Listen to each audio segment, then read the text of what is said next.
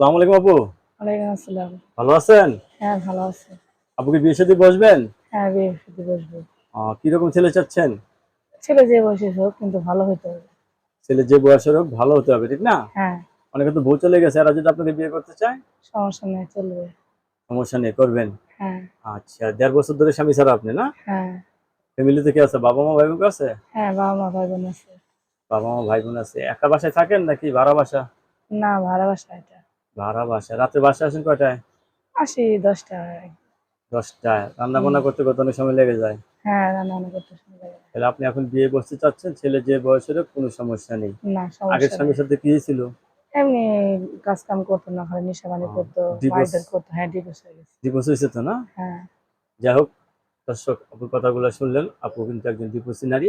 আপু জীবনসঙ্গী চাচ্ছে, ছেলে যে বয়সের হোক আপুর তরফ থেকে কোনো ধরনের সমস্যা নেই, ঠিক না? হ্যাঁ।